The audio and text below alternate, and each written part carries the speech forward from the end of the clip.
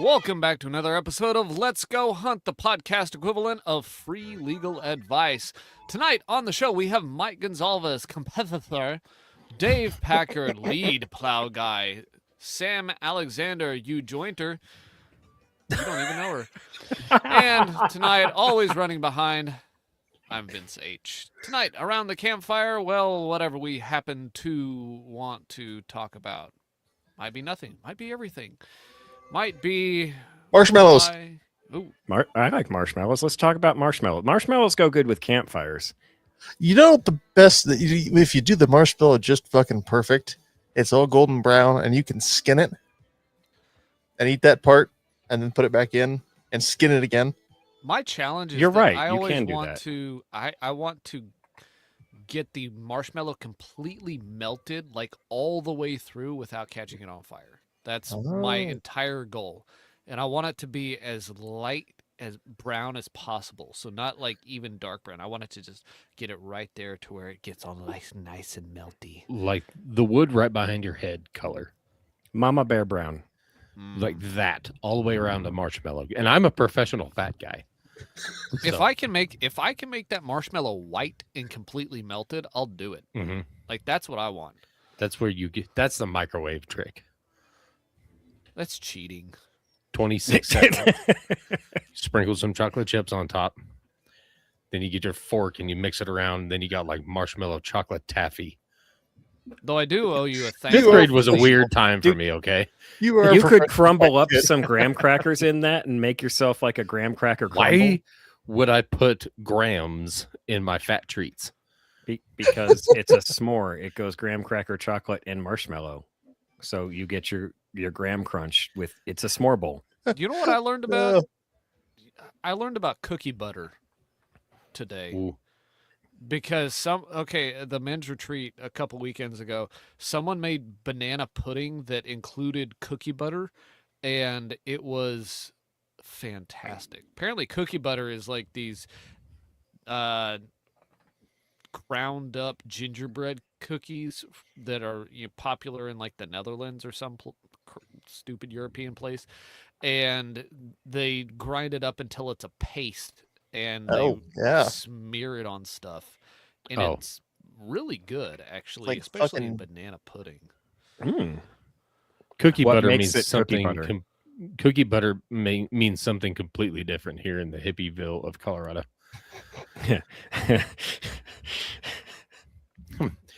That gets you elevated. Fuck's Rocky Mountain High, as it were. I still don't know what you're talking about. I'm going to keep it that way. Oh, the innocence of Oklahoma. Well, you see, whenever you like make edibles, you want to put the weed in the butter and then you use the butter to cook with. So it's like you could have a steak and you baste it in pot butter, and then you were in a different dimension. I have had the displeasure of working in a house when the dude was doing that. Holy crap. Basting a steak in weed butter? No, I mean, close enough.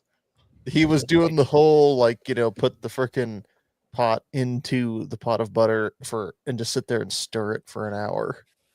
Oh. The smell was just so strong. I was like, I've gotta get out of here fast. Man, I am hungry. I was always curious how they did make the edible thing. Shut up. Curious. Now that you have enlightened me a little bit, I'm not sounds eating a awful, thing dude. that comes out of your fucking house. Why would you? Oh, that's fair. What about the people? No, like it sounds awful. It sounds fucking disgusting. So Rimfire Radio likes his marshmallows the same way he likes his boyfriend. Blacker than night. The only difference between him and Midnight was 11:59.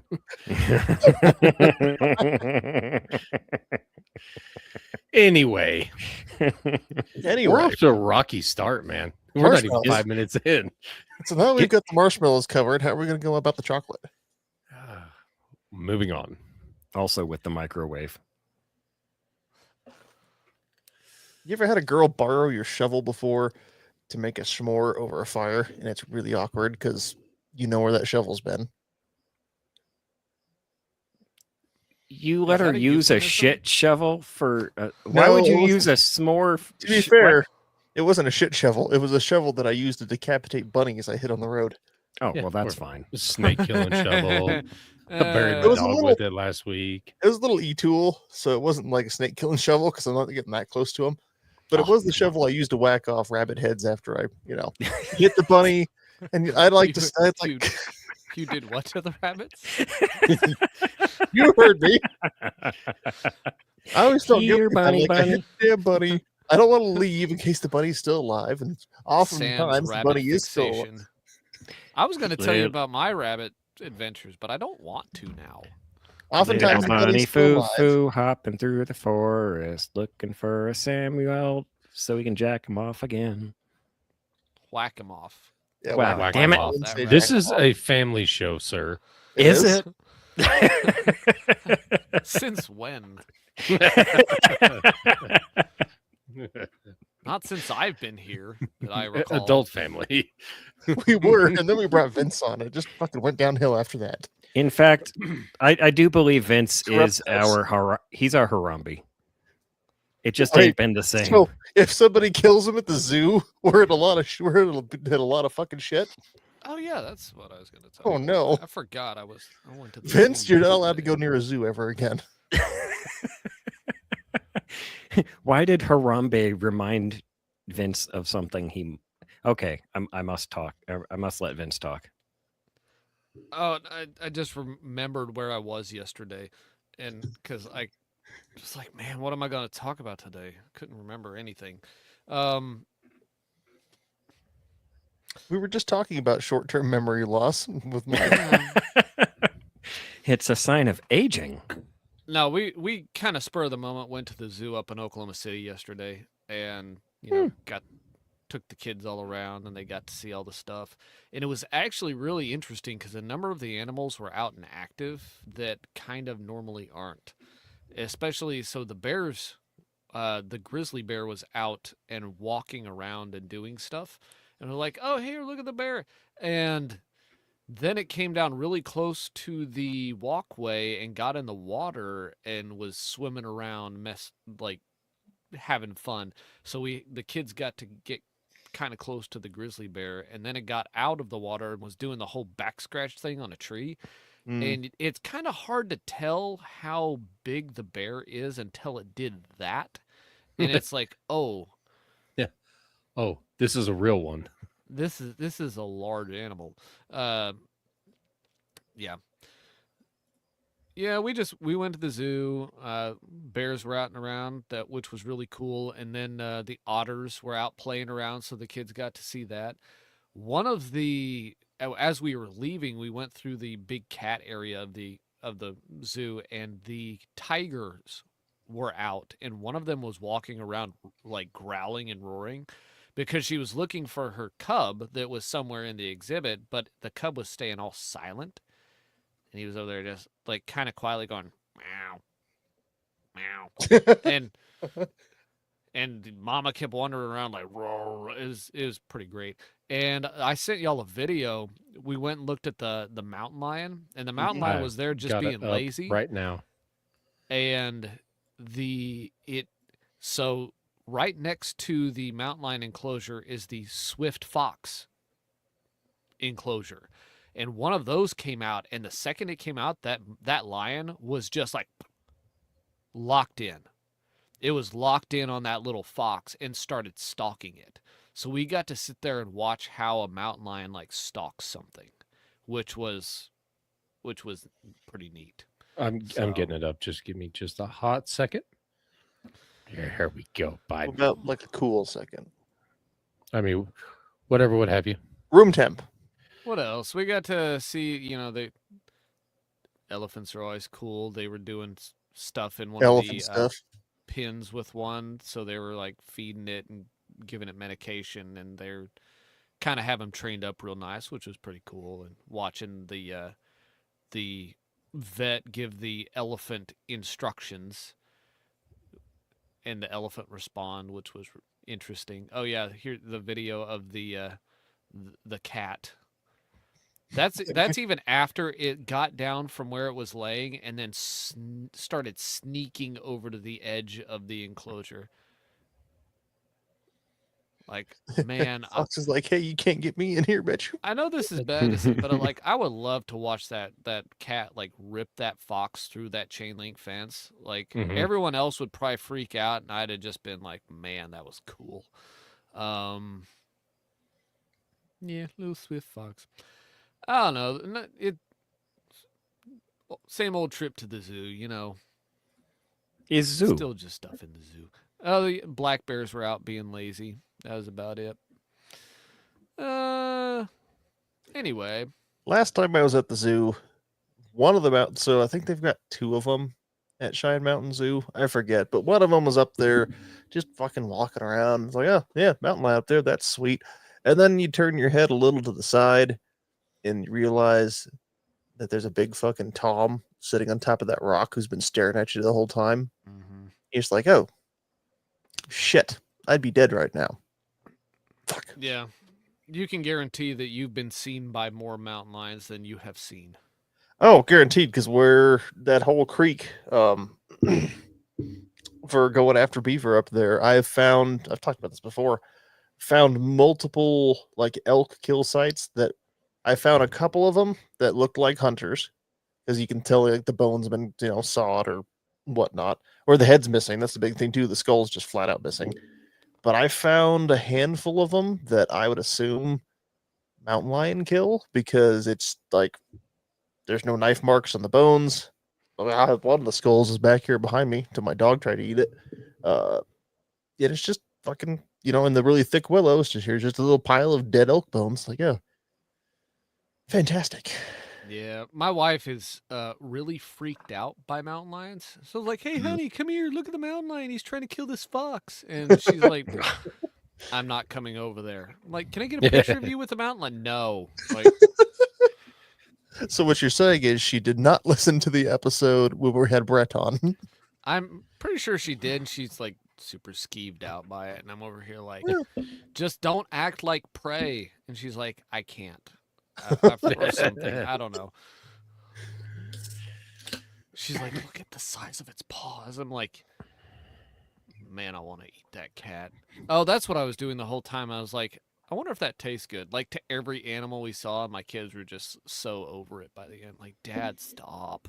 Well, the fact that they say mountain lion is really close to pork interests me a lot. They also say human is close to pork, but that does not interest me. I mean, I want Vince, cougar bacon. no comment. Vince, Like, have you I told do her want- that there have been the official confirmed sightings of mountain lions in Oklahoma yet? Oh, she knows. Okay. We've talked about it. She's seen one in Dang. in Oklahoma back when she was younger, down hunting near where I was fishing. Oh. A couple weekends ago, where I caught the trout about 8 to 10 miles northeast of there. They were out hunting and she saw a mountain lion while out there. Someone shot at it. Probably shouldn't have, but I don't think they hit nothing. Oh yeah, and the one a couple years ago that was behind our house that our neighbor saw. Yeah, they're roundabouts,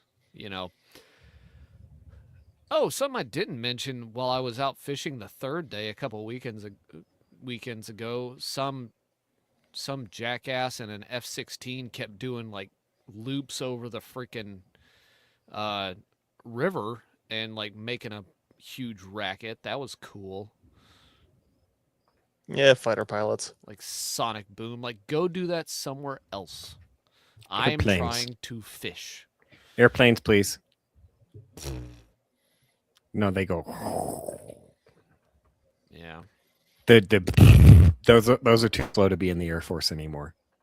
Yeah. I was like, wonder Remember if when I small think it was an arms fire would F-18? do anything. I've got When a an high F-18 point.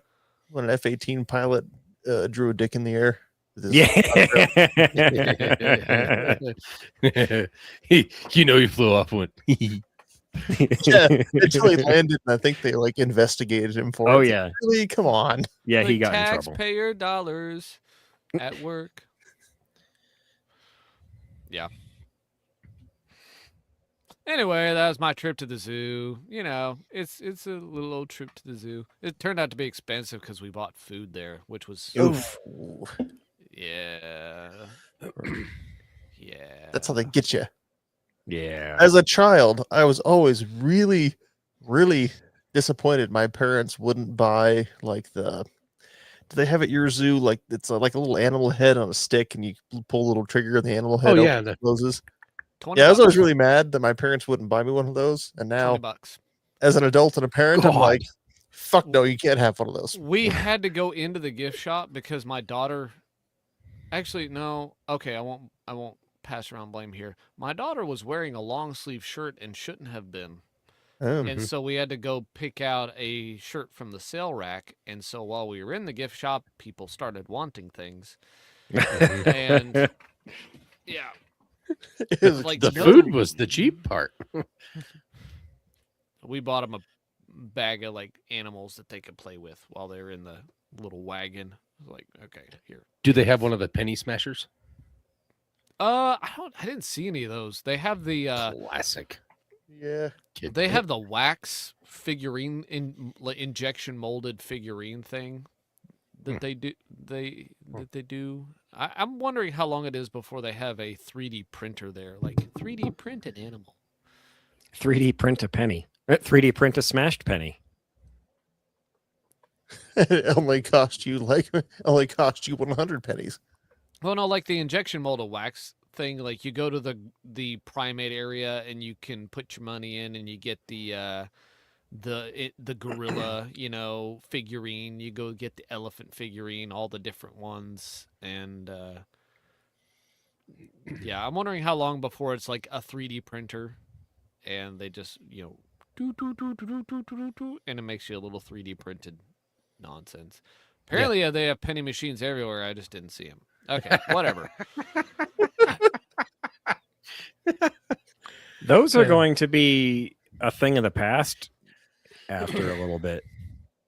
I'm wondering if they're Some just going to old start guy. like Some old guy will come up behind you going, "Don't you know how much that's worth? It's a collectible." some other old guy will be over there in a trench coat going, "You want to buy a penny?" Don't worry, they're just long. Long pennies. Show title. Long pennies. I don't know. I'm That's starting nice. to wonder if they're going to have like pre-built penny slugs for those machines at this point. Just like have a little dispenser for them. Well, pennies cost 3 cents nowadays, so They do, but that's the cost of manufacture. So with all the dyes and stamping and everything. So I wonder if just like that little slug of copper is that much, or it's Oh, they're not the copper coated zinc. Yeah, Yeah. copper coated zinc. So that's I wonder gotta be how much much- cheaper. I wonder how much it costs to deface U.S. currency at those now. Back in the day, it was a quarter. It was definitely a quarter to To get a commit long penny. felony. I bet it's 75 cents now. That's highway robbery. Some of the places I've seen lately have been 50 cents, but what if the penny had knocked off the nickel? Like rather than get rid of the penny, they suddenly say that penny's worth 5 cents now, and the nickel just goes away. I mean, the problem is the nickel is the only coin they haven't debased. It still has nickel in it.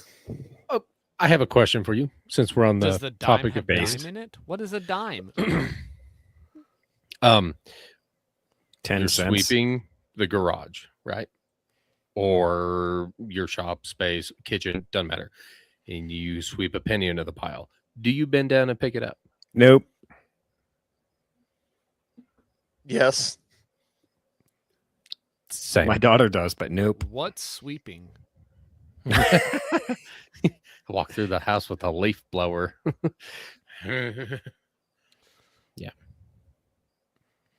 I pick it up. You guys sweep your My wife garage? does not. And I'm like, you were literally throwing money away.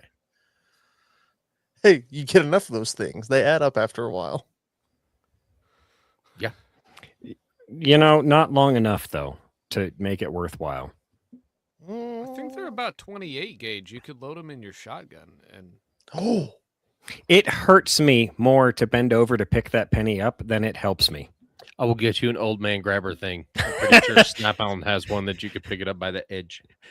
Then my my answer may change.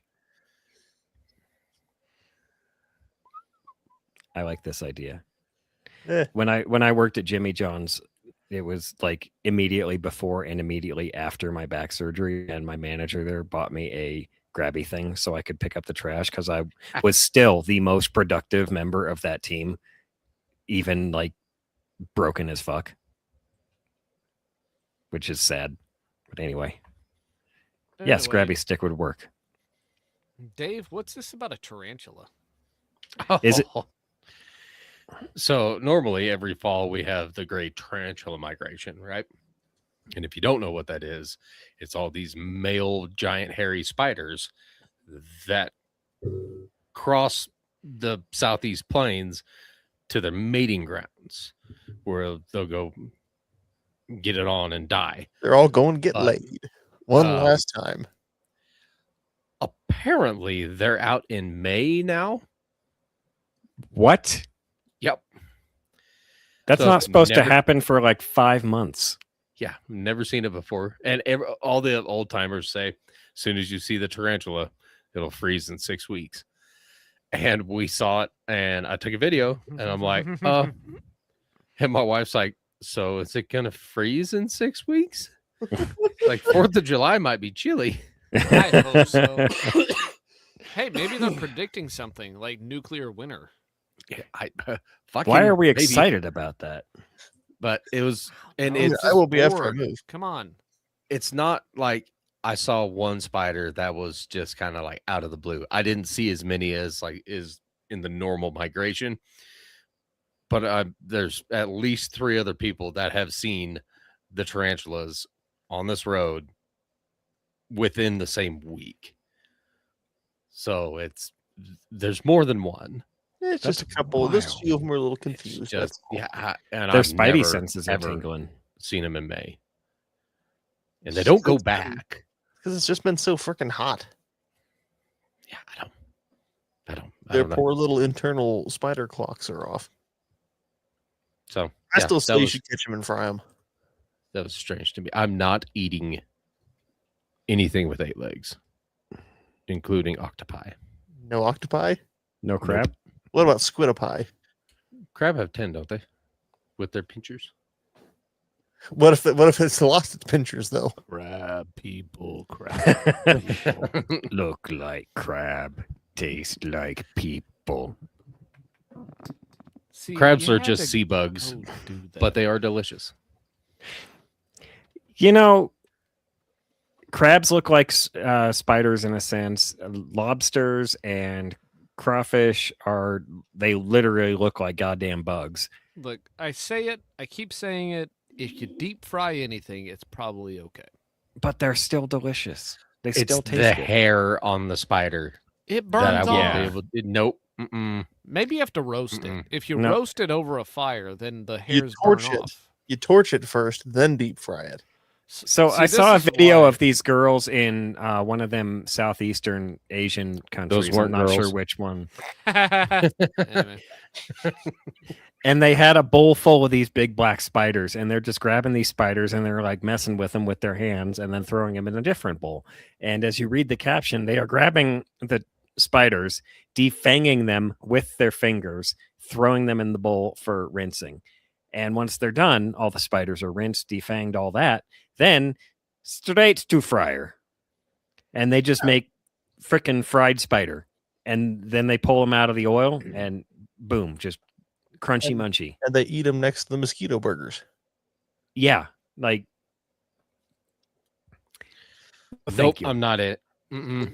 I'm Nope. definitely I think not. I would eat people before bugs on purpose. Anyway. At least Dave, people is a You steak. Dave, you have to eat coyote or spider, which is it going to Coyote, hands fuck. I'll eat a prairie dog. Ugh. Ooh.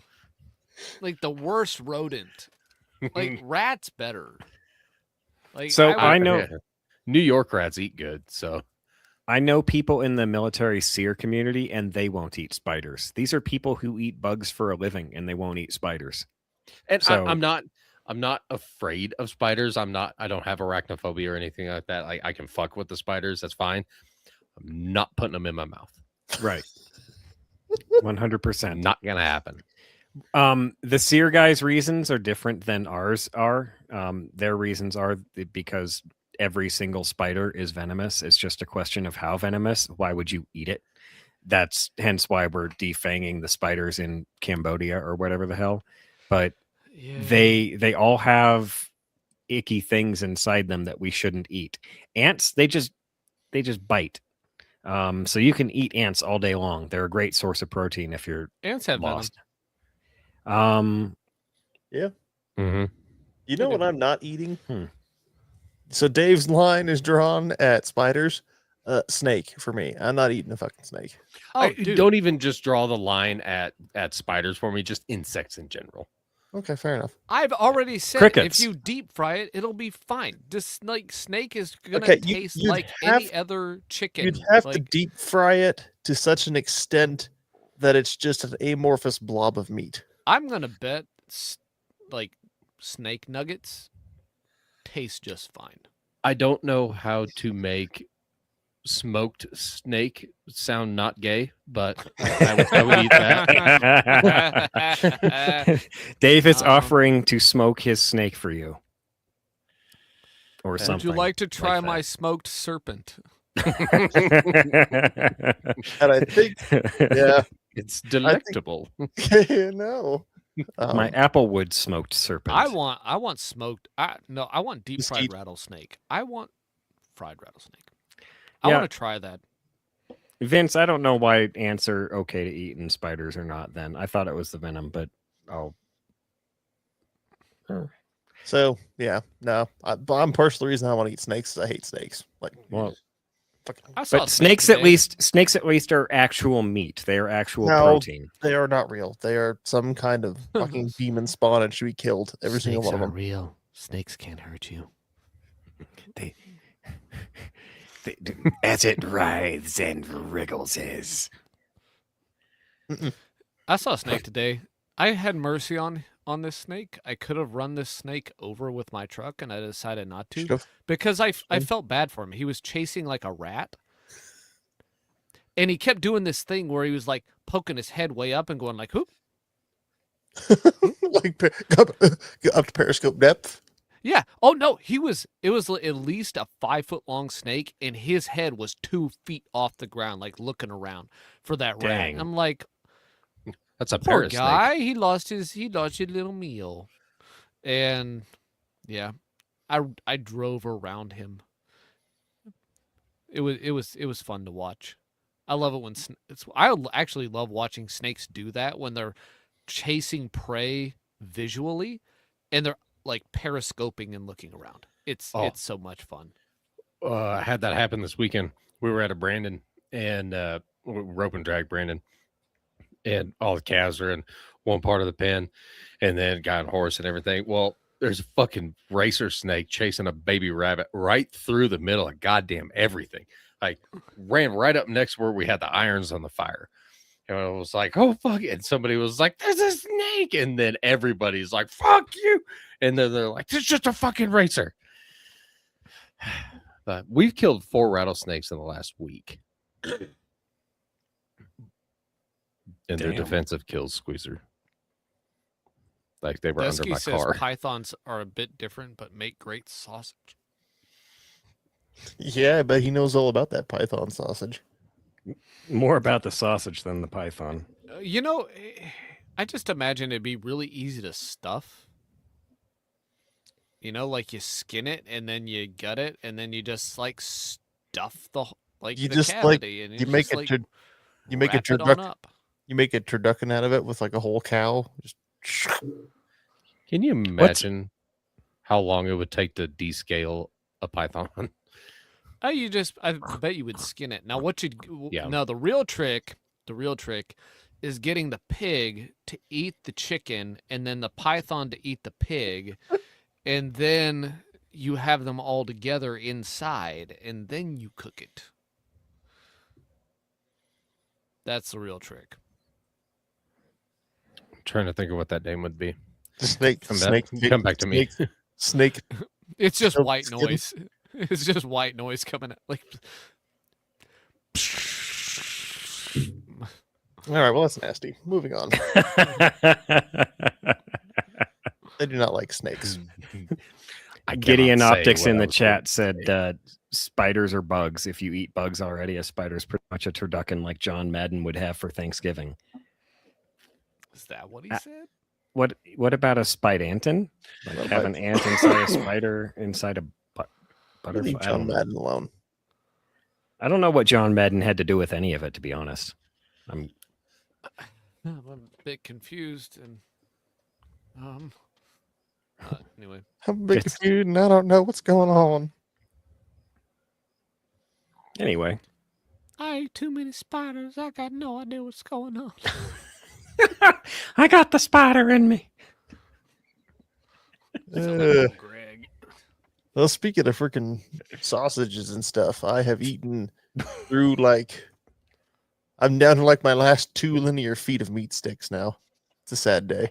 God damn. Out of how many feet of meat? About 50 feet of meat.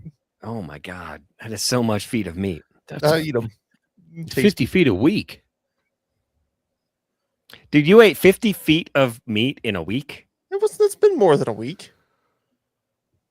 It's been way more than a week. 50 Has feet it? of weak meat in a week? What would you say your average foot of meat per day consumed? Well, it depends. What's your average foot of weak meat? The respectable amount. It turns out if you eat somewhere around, oh shit, I did eat them fast, I guess. It turns out if you eat somewhere around 4 to 5 of them, and they're not a foot. I didn't cut them I think I cut them to like around somewhere around 8 to 10 inches for the most part. So if you eat around 36 to 40 inches of meat sticks in one day, it causes a little bit of distress. So you got to shorten it down. You can't really have more than 24 linear inches per day. So Sam did an experiment: 36 to 40 inches of meat sticks. Well, the problem is you also eat them. 36 to 40 inches of meat sticks out. The problem is you also eat them with a lot of cheese. So that combination together didn't work out. But now I've been eating. They're good. Even I got even a little bit spicier than I thought they were. They was tasty. I'm gonna have to make some more at some point. What'd you make him out of again? Goose and pork shoulder. Oh, dope. Nice. Is it bad that whenever I make jerky, I make it spicy so the kids don't want it as much? No, It's like It's totally "This is acceptable." Spicy, like that's crazy. When I was growing up, I used to throw all sorts of weird shit in banana bread that I would make, because every time I made banana bread, my older brother would eat almost every goddamn bit of it, and I never got any of the bread that I so diligently created in the kitchen.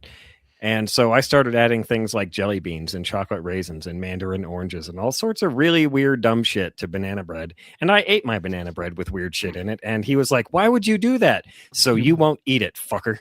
You put I'm banana imagining in like a one. whole mandarin orange unpeeled inside the banana bread, like with a little like label on it. I got it. How many feet of meat could you eat in a week if you could eat meat in feet? Well, apparently I made the bulk of that sausage on April 23rd. So however long that's been, it's a little over 2 weeks. You're gonna start measuring time in linear feet of meat. It's been 47 feet. Clip that. It's been what? You wouldn't understand. Oil change 2 feet. Easy. God damn it! I'm gonna be here at least 3 to 8 meet, or 3 to 8 feet. Hey, it'll work. How long were you on that? How long were you on that ridge glassing? About 3 feet. About 8 feet.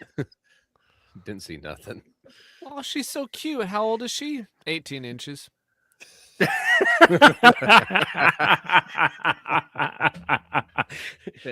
Took her a good 4 to get born. Oh boy. So no, I'm gonna make some more of that.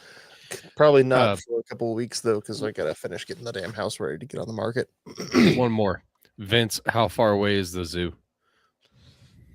What? In meat? Yep. Oh man. Several hundred yards of meat. Oh goddamn. Sit on the moon? Oh wait, no wait. Oh, okay, hold on. I'm getting it wrong. Yeah, no. We're It's time of to feet of meat. okay. Okay. Yeah, it's not- science. It's only like it's only like a couple millimeters of meat then. Oh, Oh, so that's a really nibble. close. right down the street. Well, but if Vince we're is talking like- I'm thinking like I mean, like 3 30 inches miles. Of meat That's is probably a several foot of meat. months. Like, 3 inches goes a long way. it's not an Worked for exact you. science, apparently. That's not, because it also depends. You didn't cut them all the exact same length. So some of them are 8 inches, some of them are 9.5. This one's down to about 7. So it matters how you cut your meat. Yes. Shorter if you're Jewish. Length and like, are we talking length cut or is girth important also? Girth is standard. What You is don't the get to pick standard that. girth of meat? What is one meat? About yay big.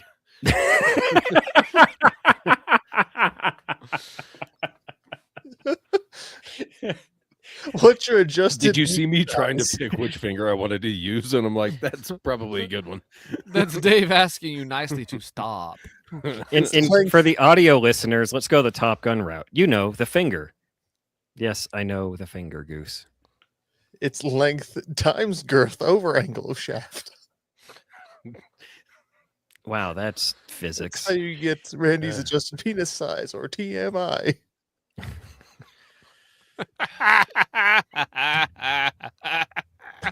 Oh, my wife just roasted you to the moon.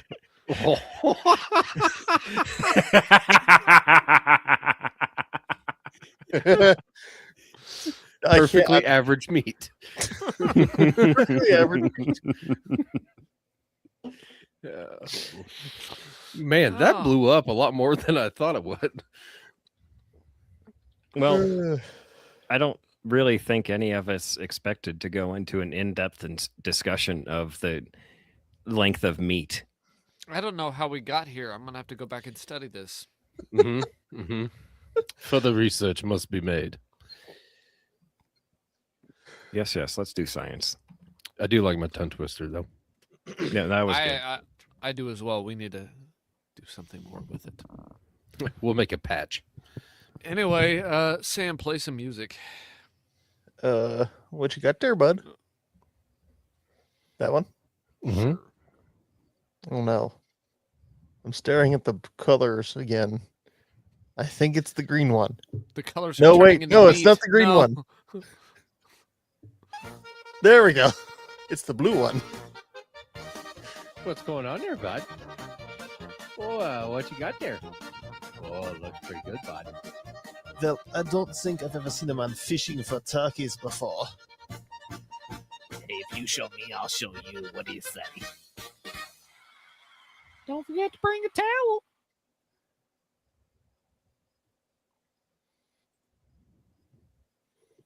The awkward silence is killing me. What you got there, bud? What do I got there, bud? What has anybody got there, bud? I got fucking prairie dogs, bud. Oh no. Dude. Oh, they got the fucking plague bug. Maybe we No. should do something about that. Those They the big have- old flat dogs there, bud. I don't know, buddy. You seem like you're making a mountain out of a molehill there. One of them burrow puppies there, bud. No, so the prairie dogs have fucking exploded down here now. Not literally yet, but They do when you shoot them. they're running rampant on all of our public ground and everything. Kill them all. So yeah, Let's do it. legit, if anybody ever wants to come shoot prairie dogs, fucking hit me up on Instagram at PodGuyDave or email contact@lgaspodcast.com something. I will set you up. I'll even get some like private ground that you can hunt on. But it is stupid the amount of prairie dogs. Like I've hit more prairie dogs than I've shot this year Dude, in that's my bad. pickup. Yeah, no, they're running across the roads like bad.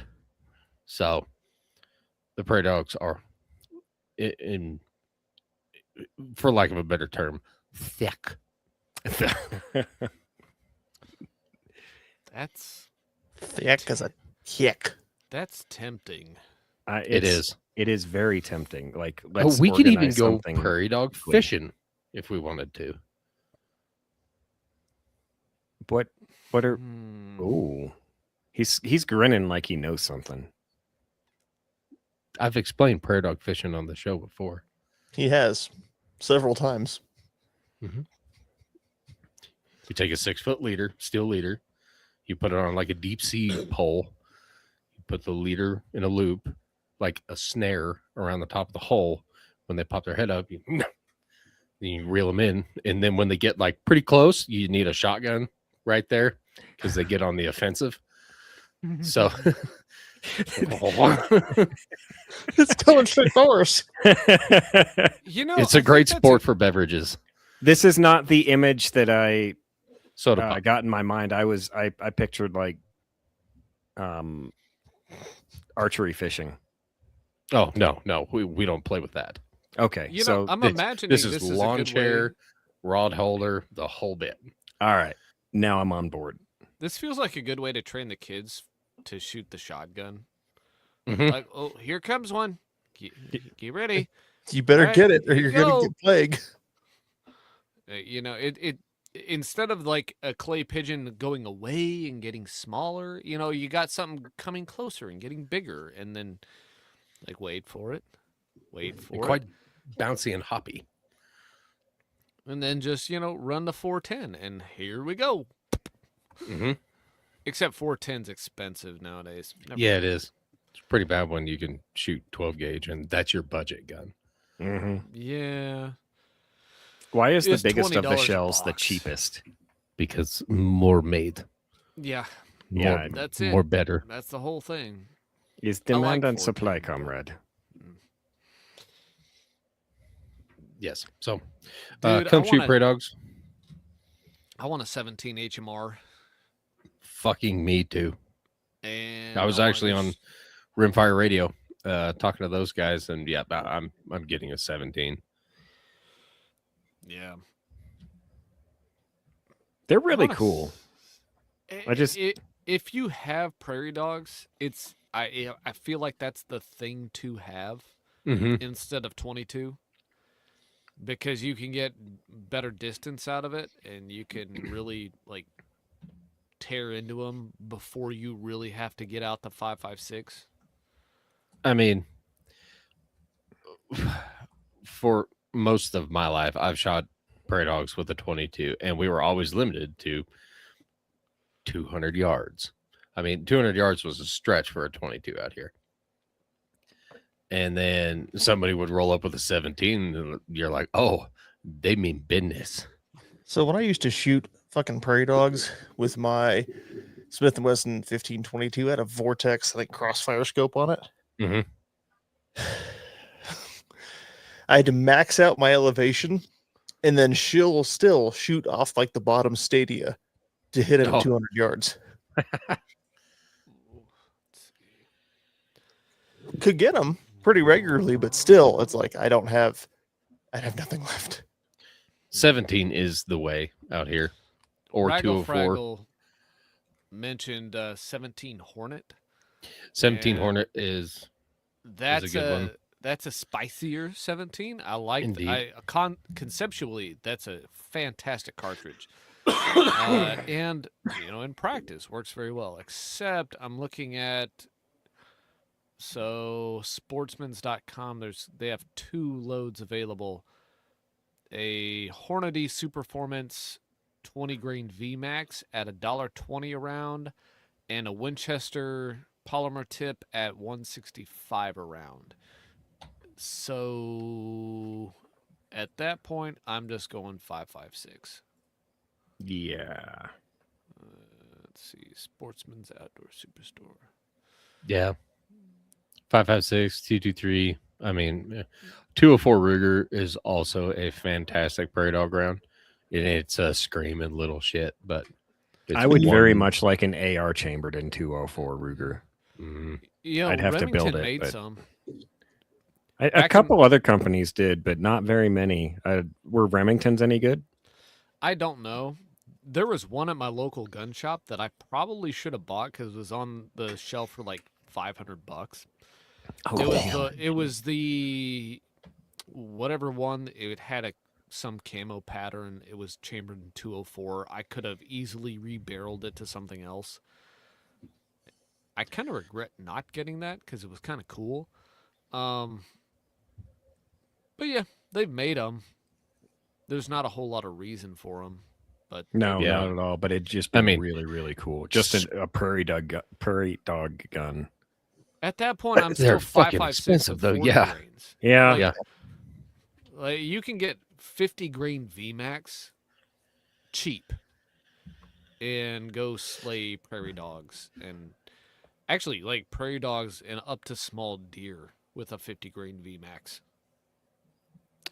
Midway USA has Hornady Superformance for $25 a box and 204 Ruger 32 grain pill going 42.25. 42. Still not. Jesus. And they're screaming fast, but BCs not are terribly cost terrible, efficient. though. Yeah. Like it starts out screaming, but by 200 Mhm. yards, basically you've caught it with a 50 grain VMAX from a 5.56. Yeah. So 17 HMR, I think, is the way. It's a good middle ground. We were like it. when Sean came down with, and Mike and Sam came down cow hunting a couple years ago. We were stretching 17 out to fucking 600. Mm-hmm. Yeah. Not greatly, but it was there. Well, Mike's fucking rifle was shooting brass about 400 yards. Yeah, that was a fun game. It was like try to catch Mike's brass and then throw it back at him. Yeah, I didn't like that game. That's why I loved it. that's It's why I pretty good. aimed one in the dirt and tried to hit you with the brass. I still call bullshit. I think you just leaned up and fucking cool. no, I absolutely on purpose tried to hit you with brass, and by doing so I aimed into the dirt, and it looked really stupid and I felt really stupid afterwards, but whatever. Dude, that's one of Everybody's the like, worst was that a things- baffle strike? Yeah, that's why I felt stupid. Like everybody thought I did something fucked up, but they were I'm worried. just being retarded. With a gun.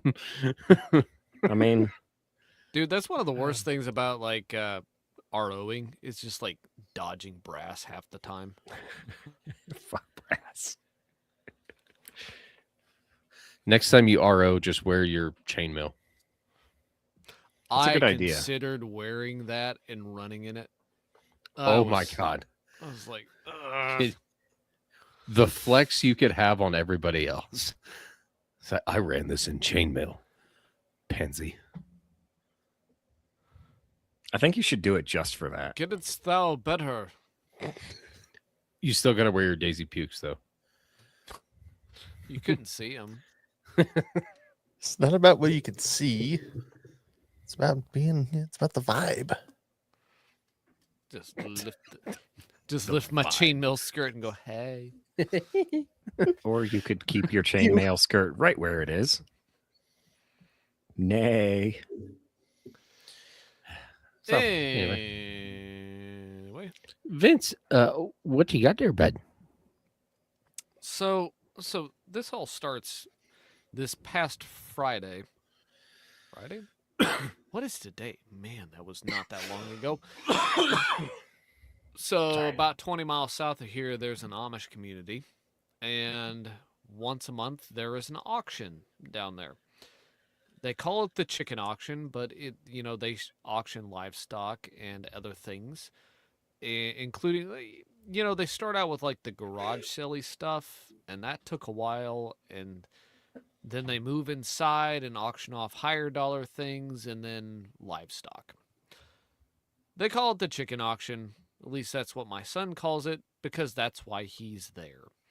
But this time around, it was my turn. I took my son, my oldest, and actually son 1 and son 2. Son 1 and son 2, the 11-year-old and the 6-year-old, to the auction.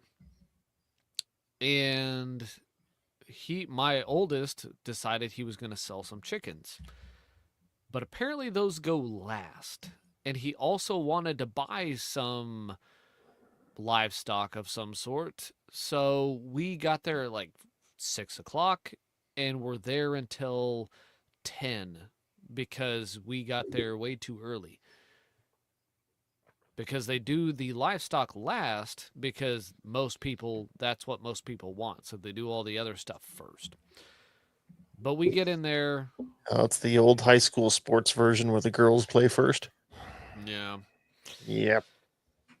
But we got there. We looked around. I bid on a couple of garage silly things.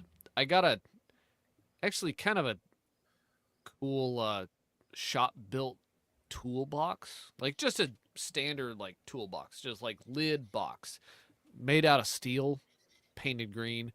But I paid $7 for it, so I'm not disappointed. Couple other things, ammo can. But then we got inside, and so a guy brought some knives to auction off that he had. Apparently, they're imported from Germany. He didn't have specs on the steel, but these are stainless, pretty decent looking fillet knives. And I bid on them because, like, man, that's pretty cool. And it was like, it's not a flexible steel. It's more of it's a rigid 8-inch blade. And I bought 2 of these that he had brought to the auction. The one's got the black handle with the little red stone inlay. And then, so one I gave to my wife because she helps me process like deer and stuff. And it's got like a turquoise band in it. And this is obviously bone that has been dyed blue somehow, because you can see all of the pores that you would have in bone. So it appears to be some kind of actual bone. It's full tank construction, stainless steel, seems reasonably sharpenable. And my only disappointment is not getting to really try them out until we get some animal killed this coming fall. Nice. Those And look then I got really, this. really pretty. Yeah. Actually, Ooh, and then there's this, and I think I'm going to give this to my daughter. She's going to turn 9 in July. It's a Damascus steel. It's pretty cool. It seems to be real Damascus. You can see the layers through the spine of the blade. You can't really see it on here, but It was good enough. There you go. Now you're full size. Maybe. Yeah. Oh yeah. Oh, dude. Ogres have layers.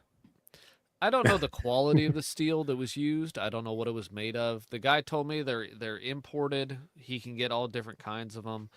They're made in Germany, but either way, I got it. I actually have his card if I want other ones. I kind of was like, hey, do you have any like 5 or 6 inch knives like these fillet knives because I was looking for something a little bit shorter for like deboning meat. But I'm kind of excited about these because I've been meaning to get some more meat processing knives, and Mhm. this is actually pretty cool. And then after that, my son proceeded to buy like 5 rabbits and a rooster. And one of the rabbits he bought gave birth Oh my god! on Sunday. Oh, You're like, oh shit. How many rabbits for the price of one rabbit did you get? That was actually a pretty good buy because the rabbits, among other things, tended to go for higher money. Because, so, especially the baby rabbits, you can sell those as pets hmm or meat or for breeding purposes. So people tend to like the rabbits at the auction. Like, Mhm. buddy, you should go sell all those baby rabbits, hmm all of them. And he's like, I don't know. And I'm like, you need to listen to my advice, but I'm not going to. they will make more. Which was actually pretty lucky because we thought that rabbit died because I forget which morning it was. I think it was Saturday. We go out there, or he goes out there and says the rabbit's dead. I was like, what? He's like, something broke into the cage and killed it. And I was like, okay. And I went out there and investigated, and I was like, okay, the part of the cage was broken outward, and there was no blood. There was just fur. I was like, hey, you need to go look around and see if you can find this rabbit. I don't see any evidence to suggest this rabbit was killed. Anyway, before I left for work, he had actually gone out and found the rabbit. We caught it and put it somewhere else. Good for him. And I was like, okay, I guess it was just fighting with the other rabbit and broke out. Well, then the next night, he comes back Sunday morning. He comes in and goes, this other rabbit, one that we've had for a little bit, he's like, it's dead. It's gone. This time something broke in, which I went out there and confirmed. It looked like something broke in, and there was like a path all around the rabbit hutch that something had been like pacing and running around. And I was like, okay, maybe this rabbit's dead. Maybe there's something that actually did get this rabbit worked up, and then it broke in, but the rabbit escaped and got away from it. And I was like, I'm sorry, buddy.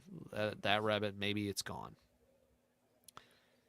And then Sunday afternoon, I look out and see my blue heeler running around the other rabbit hutch, harassing a rabbit.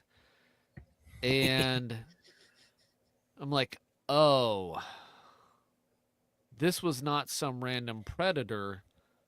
This is our stupid dog. So I went out and shot her with a BB gun.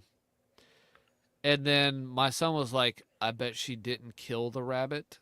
I bet it just ran off. I'm like, yep, probably. He ended up finding the rabbit while he was out messing with the chickens because he saw a little fluffy tail disappear under our lawnmower. So that rabbit had escaped and gotten under the lawnmower, and we recovered that one as well.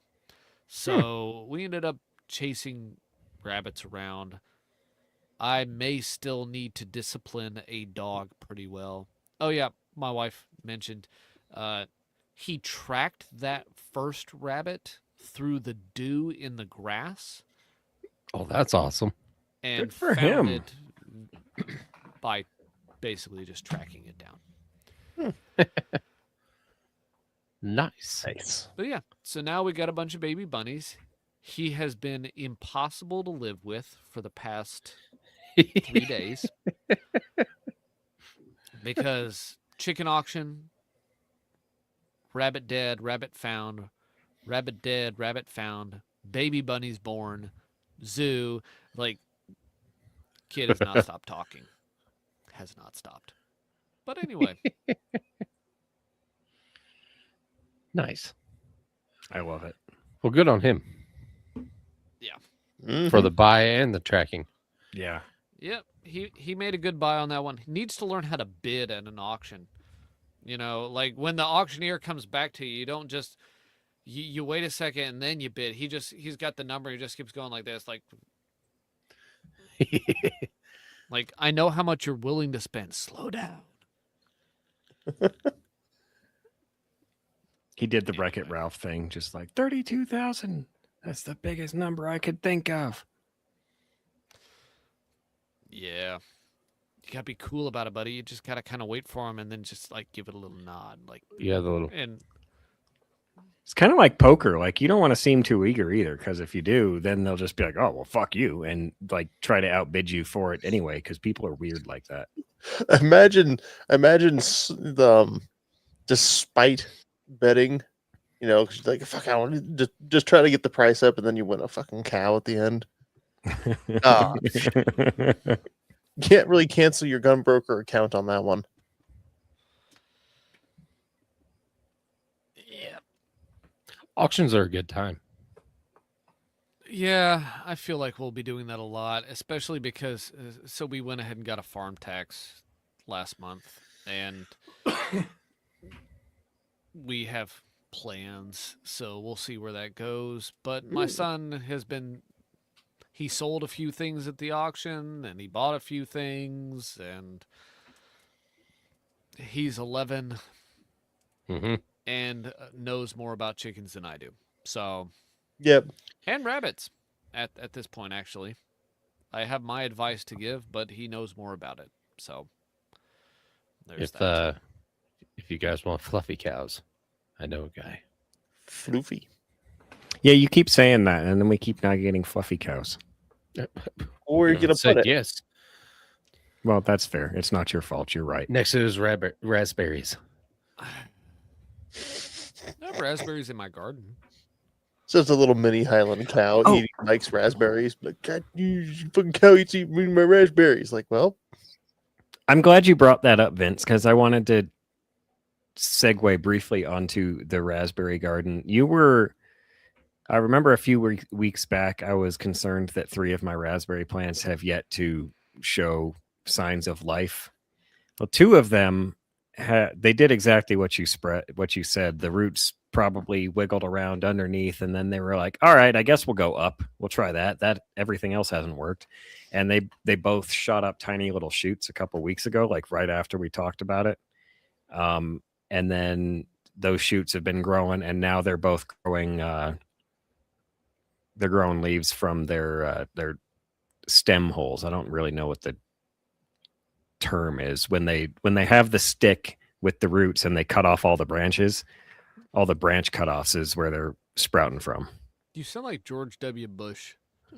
I'll get the stems with the branch holes, and then where the leaves that come out, and now watch this drive. somewhere down the line you get the berries. Well, all right, buddy. Let's do it. I saw him in Afghanistan. Anyway, My favorite George W. Bush moment. And I've only somewhere out there exists the video of it where he goes to like open a door. It's closed. He reaches the other handle. It's also locked, so he just like turns and stands there like, oh shit, what do I do? Ugh. so yeah, I wanted to share that. I'm happy that the other 2 showed life. The third one still is giving me nothing, and if it doesn't within a couple of weeks, I'm just going to replace it with a blueberry plant. If it dies, it dies. It might already be dead. I don't know.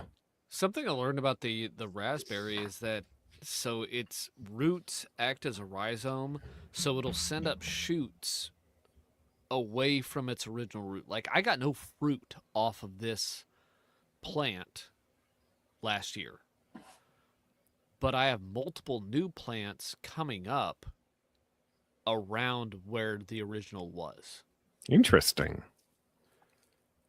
which is kind of crazy, I think. It's And kind of like also- how aspens do it. So you know what, like you have, it looks like a blackberry. It's got like the spiny branch that goes out and hits the ground and curves out.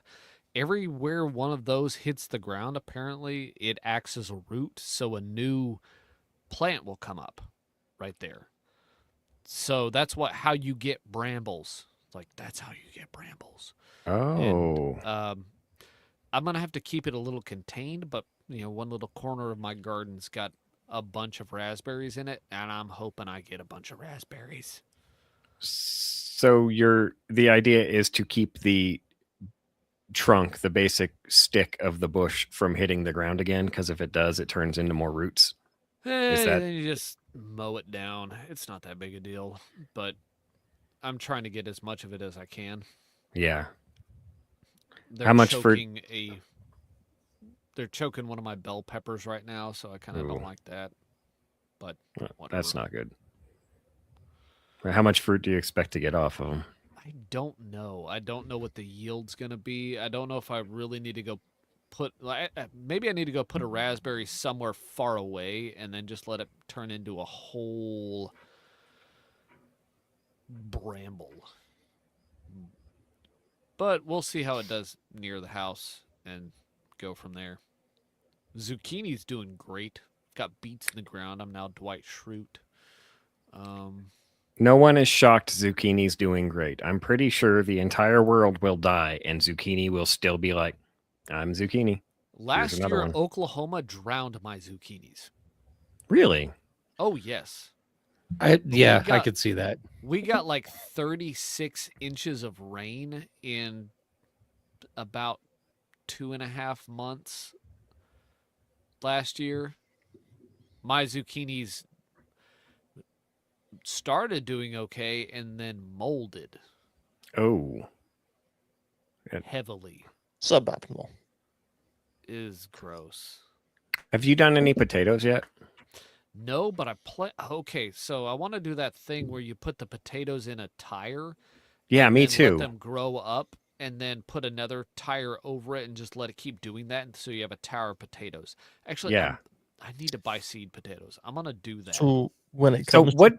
when it comes to potatoes, get good seed potatoes. It makes all the difference in the world.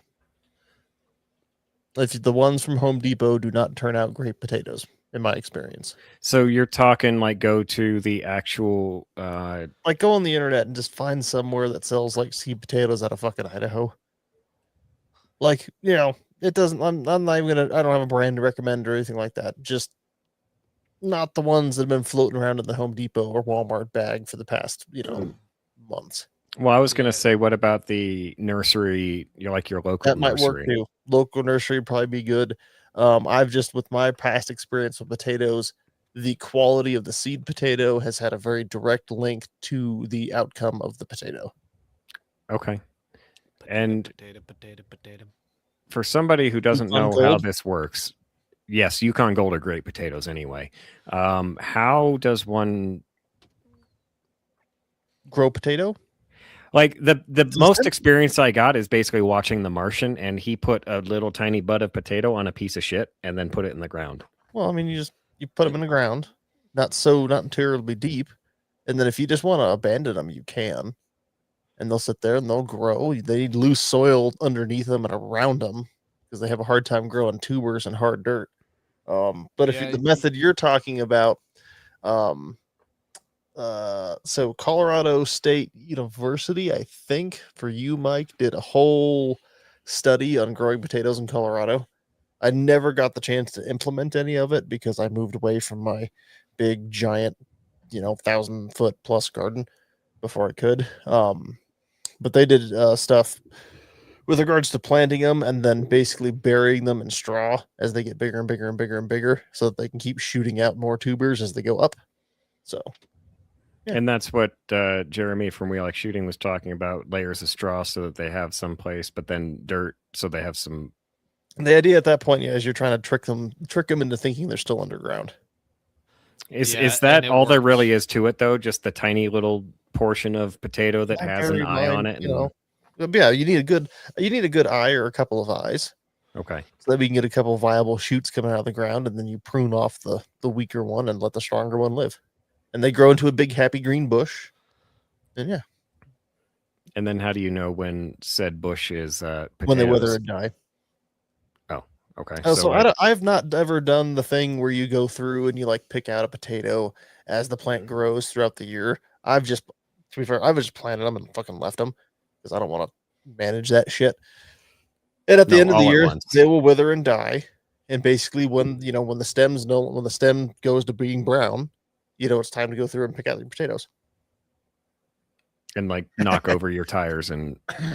Or that. I mean, I dug them out of the ground because I just planted mine in the ground. But yeah. Oh, okay, gotcha. Ironically, I just got a news alert that a semi hauling 40,000 pounds of potatoes has crashed into the La Junta Cemetery. Oh, shit. Bye, guys. I'm going to La Junta. See ya. Yeah. Gonna load up my truck full of potatoes. We Is used that to an have Irish cemetery? we used to have potato truck wrecks all the time. And as soon as they tip over, just everybody. I love potatoes. I was carrying around almost 2,000 pounds of potatoes in the back of my pickup, just handing them out. It's like, you guys want potatoes? They're like, sure, we'll take some potatoes. And then it's a 50-pound bag. It's like, here you go. When we came back from Walla Walla, Washington, when was that road trip? Yeah, for my mother-in-law, well, my wife's whole family loves Walla Walla onions, the Walla Walla sweet onions, and so They're not bad. Oh, they're fucking great. Best Yeah, onions my ever. onions are doing pretty good too. You can cut a big old fat like 1/4 inch plus slice of those Walla Walla onions and slap it on a hamburger, and it's like it gives you the perfect crunch and onion flavor. Anyway, no, we were hauling back. I can't remember having many 50-pound sacks stuffed in the car wherever we had room. But anyway, no, potatoes. Potatoes are great. I love potatoes. They're not terribly hard to grow. I just keep You can wanting to micromanage add them. I keep wanting to add a starch to my garden. Like a good carb. I want a good carb in my garden. And the ground around here isn't great for just growing potatoes in the ground, which is why I'm considering I've got tires laying around. And I still plan on doing that this year, making a potato tower. At least one, maybe a one potato tower and one sweet potato tower. Yeah, I don't know, like sweet potatoes. 1 potato Oh. tower, 2 potato tower, 3 potato Sweet potatoes. tower, 4. Sweet potatoes are awesome, especially sweet potato fries. I thought you were going to just say sweet potatoes. Like, You know what? Establish that. I hadn't even thought of that, Vince. Thank you. I'm gonna do sweet potatoes as well. Oh, sweet potato. Okay. So good. So storing them. Just fucking eat them. Cool, dry place. Cool, dry place, and you want to knock the dirt off Cool, them, dry, Uh, dark place. but you don't So- want to wash them off. Stuck in a like a giant like No. 13-gallon Tupperware full of dirt and Nope. potatoes. No, you can get them out of the ground. You knock the dirt off. You want to put them in something that can breathe, so not in like a sealed bag. But like, no, you don't want to wash them off because you don't want to get moisture on them, and the dirt can kind of help protect the potato. But you don't want to just leave them in a pile of dirt. Just like get them in a fucking burlap sack that you buy off of some fucking hippie. And yeah, I always ate mine before I could even get close to needing to worry about storing them. Just freeze dry them. What are you doing? Yeah, I was actually I was gonna mention that, but then I'm like, you could shred them and then dehydrate them, then you've got hash browns. You just gotta add That's a water good too. idea. We do that. Mm-hmm.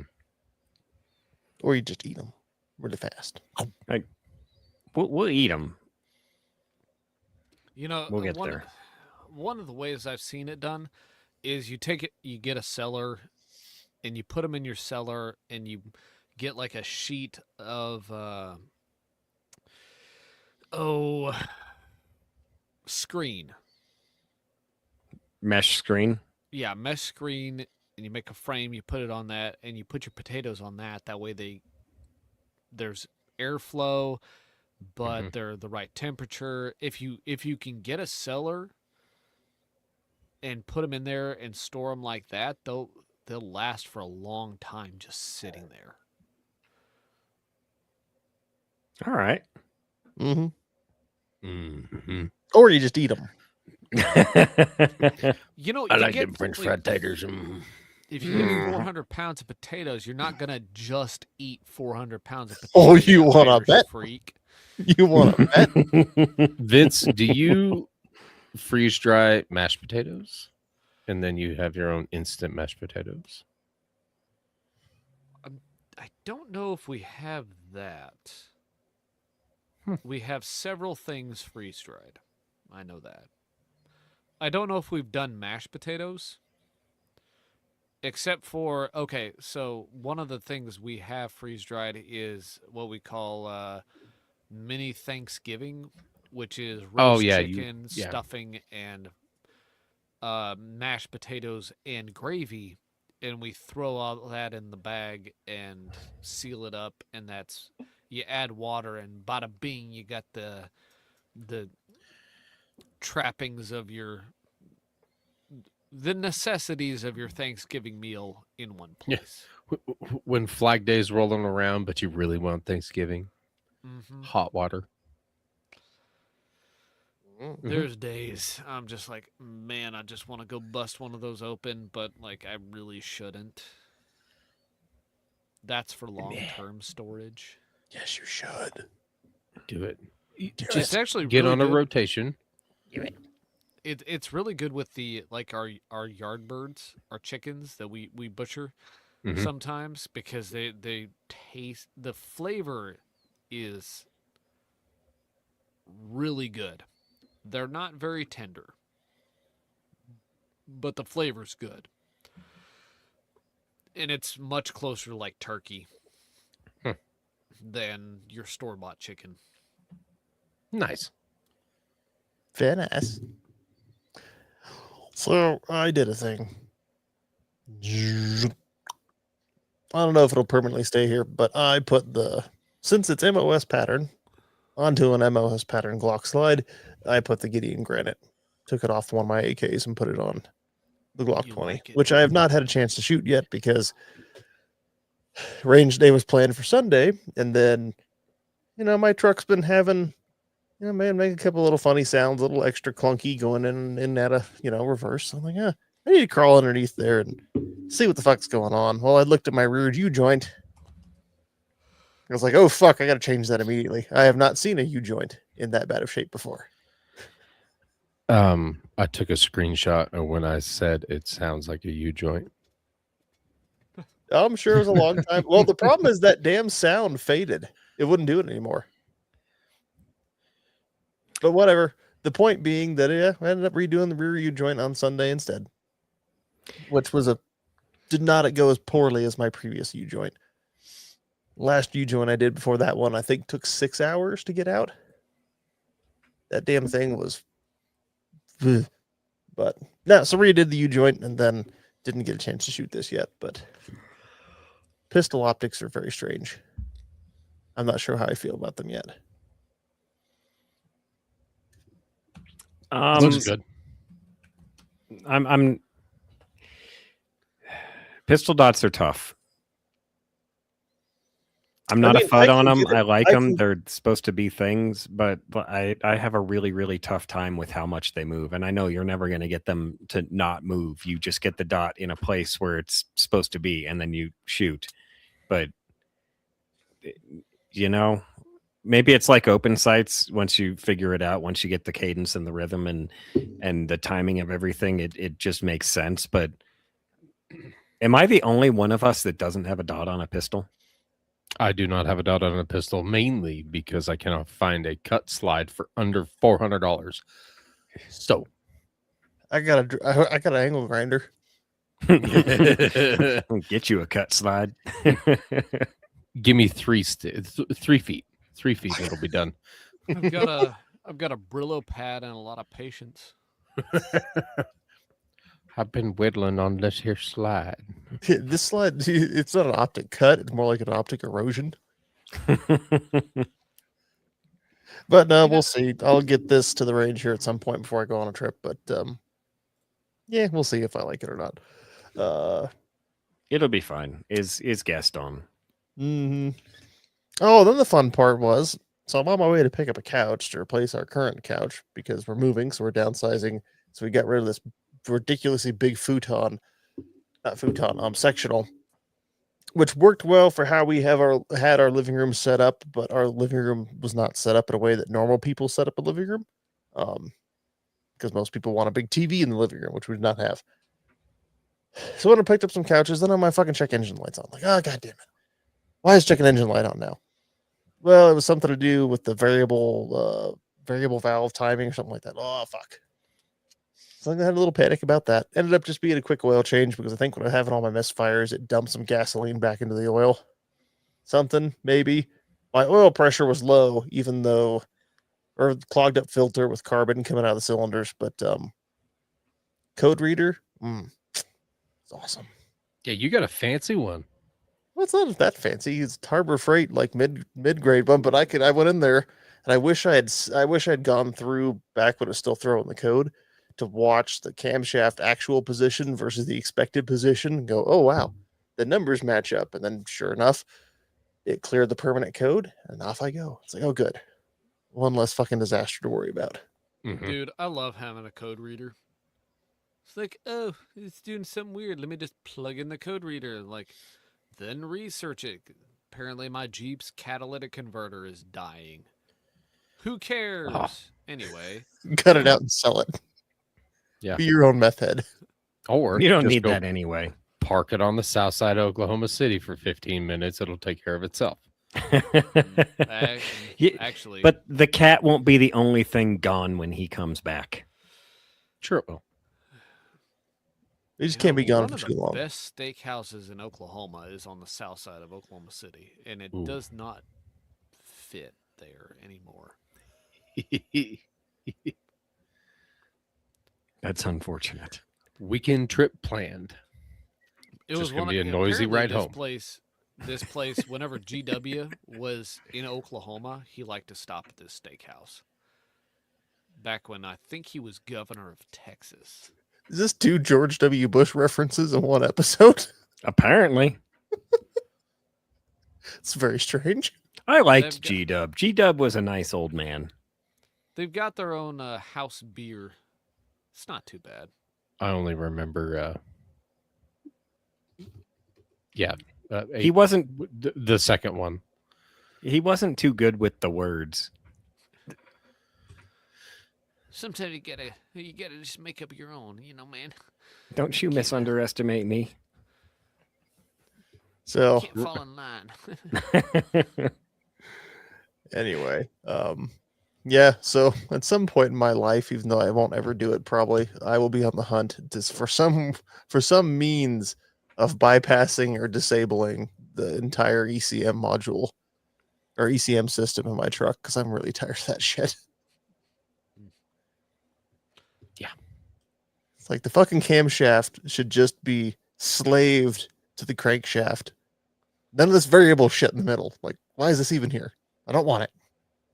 I don't care if I get an extra gallon, an extra mile per gallon on the highway, but it just gives me nothing but stress. Emissions. Give me all the emissions. Yeah. I want to roll coal out of a gas engine. On a 350, you can swap the timing chain for timing gears, and it sounds like a supercharger. It's not a supercharger, but it sounds like one. Well, close enough. I saw an advertisement today for the Hyundai Porter, and I want one. You have intrigued me. It's a What little means this? truck that looks like a little cab. Oh, yeah. One of the little mini trucks. Oh, Shit, yeah. there's a crew cab? Yeah. Oh, they got a crew cab with a bed. I was like, oh, that's so cool. Can they import them? No. Okay. You can import Japanese K trucks now, though. Basically, same thing, just wrong hand drive. And they're street legal Joke's now. on you. I'm into that shit. However, ever since they did that, the fucking market on those has skyrocketed. Yup. A $1,000 K truck is now $8,000. Yup. Do you remember when a 4Runner, like a Gen 3 4Runner, was like $3,000? No.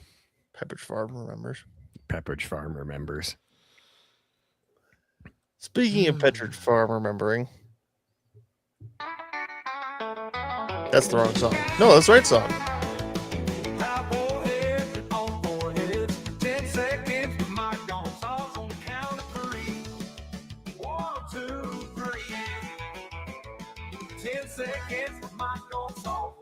2, 3. Drop foreheads on the count of 3. All right, that's enough of the music. Well, that's the cutoff point. Is the count of 3, and then you go. Well, I was distracted by the music and just kind of enjoying it, and then I realized I was supposed to say words, so Oh no. It was in a honky tonk trance. I was. Honky-tonk trance. Fantastic. All right. We got two stories tonight. The first story is just one from the record books. I'm going to share my screen if I can figure out how to do that. Okay, share screen. Technology. Which There we one are go. you? I'm going to do talking the we're going to do the beaver first. Oh, I have that loaded, sir. Oh, excellent. So if you David talk, you Okay, talk, so- I got this. So here's what had happened was there's a poor little 8-year-old and he's just fishing and he's having a great old time fishing in his little fishing hole when this beaver comes out of nowhere right up to him and starts attacking him. And this kid's like, get off of me, beaver. At some point, he was like, all right, I've had enough of you, beaver. Picks it up and yeets that shit right back into the pond.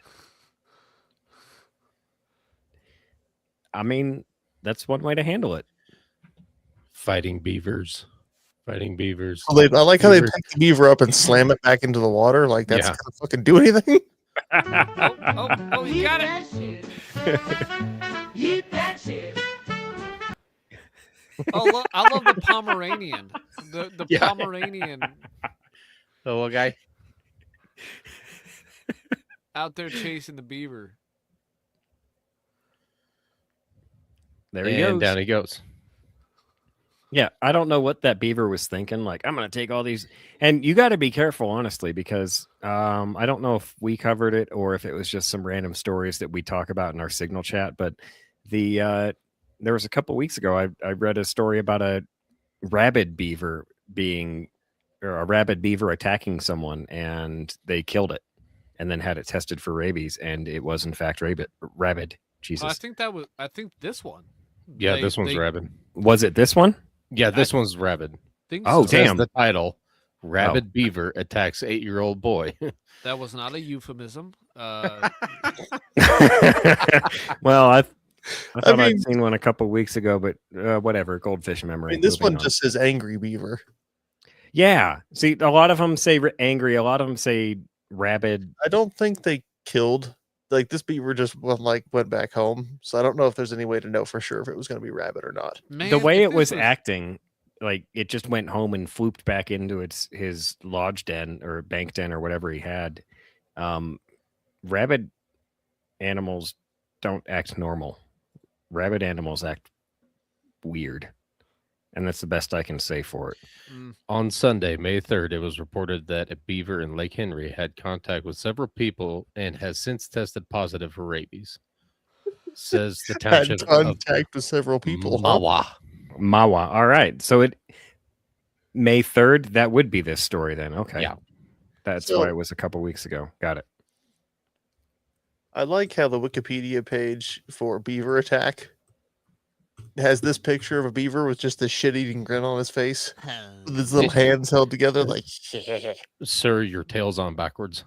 floppy tail splayed out between his legs. Like, look at that little shit. Yeah. Beaver comes to attack me. I'm like, finally. Like, Been Like, I waiting on don't this since high school. like you have no idea how much I am going to enjoy this. So Again, my favorite part of the video is where they pick up the beaver and try and body slam it back into the pond. yeah, that shit only works when you're going high speed. You just basically threw him into his waterbed and he was like, "Wee, You know what's this is weird? fun." Most animals are not adapted well to being punched in the head. This is true. Like punching Mhm. is something that humans are actually adapted to better than most mammals, because most mammals are kind of weak in the skull.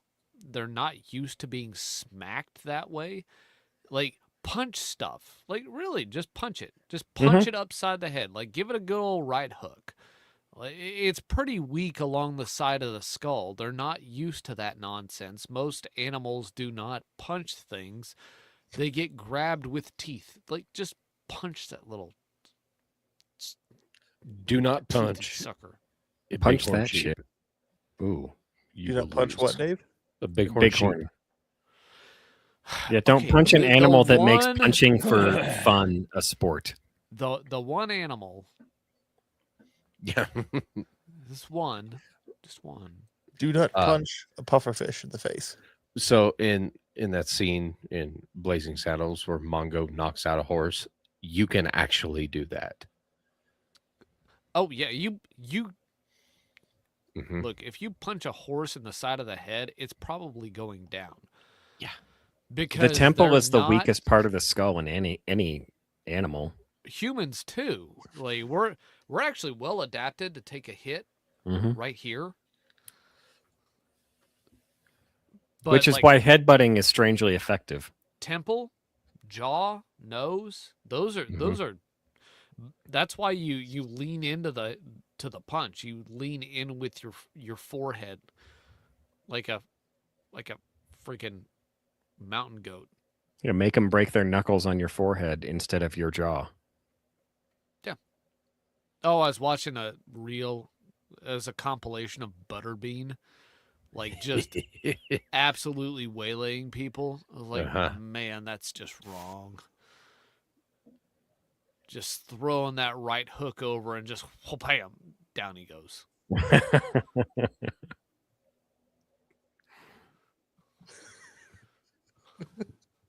So, mind your beavers. And your butter beans. Mm-hmm. All right. butter So beavers. what was the next one? Did you have it on deck, Mike, or do I need to find it? You said you put it in the show notes, but you only put beavers in the show notes. That's because I thought I would do something that was a little more lighthearted. Where We were going to talk about a dude who got his ass ate off in Yellowstone by a grizzly. So first glacier. of all, if a beaver starts attacking you on the lakeshore, rather than body slamming it into the water, you should just Swiss cheese that little asshole. Use Yeah. bear spray. Bear Beaver spray spray. beaver. Yeah, that's what I was saying. Like, I've been waiting for this. Like, pulls gun, shoots beaver 12 times. Have you guys seen the video that is the people driving by and this cop has this rabid raccoon pinned down in like the front yard of this house and there's the homeowner standing in the driveway and they're like, oh look, they got a little beaver, he must be sick. And like as they're getting by, you see the cop draw and quack, fucking right there in front of God and everybody. And they're like, oh, and then the video stops. That's great. First of all, kudos to that guy. Yeah. I'm sorry, it's the same old meme, just like shame. Like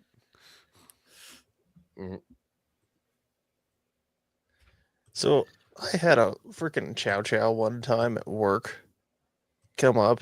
The homeowner let me know that, yeah, the dog's not exactly nice. And I know that about chow chows because I got bit Mhm. by a freaking chow chow when I was a kid.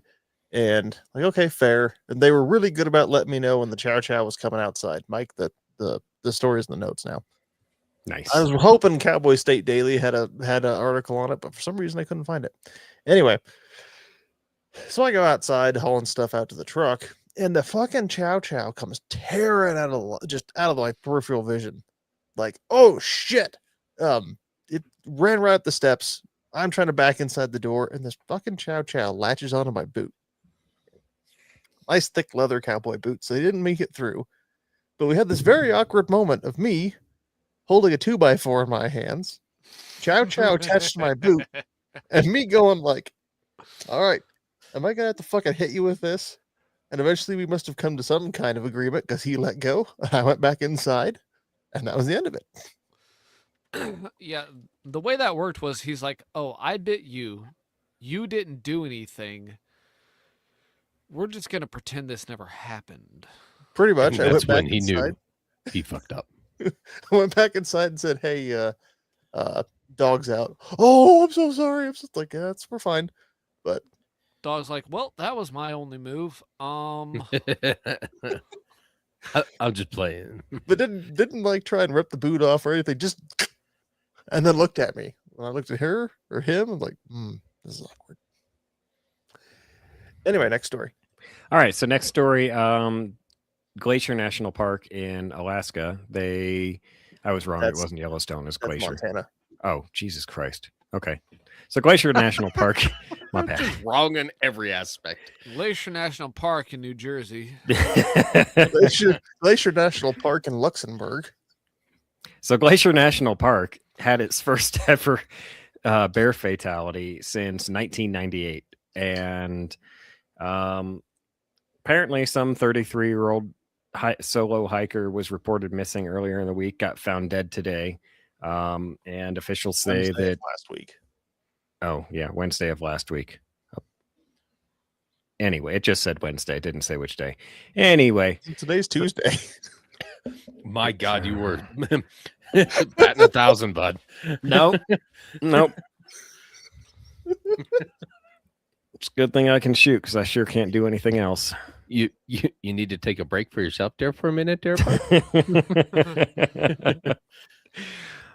So, Hey, bud, can we get you a pop or something?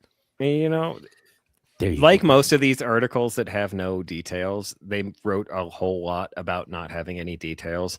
33-year-old dude died. Injuries consisted with bear encounter.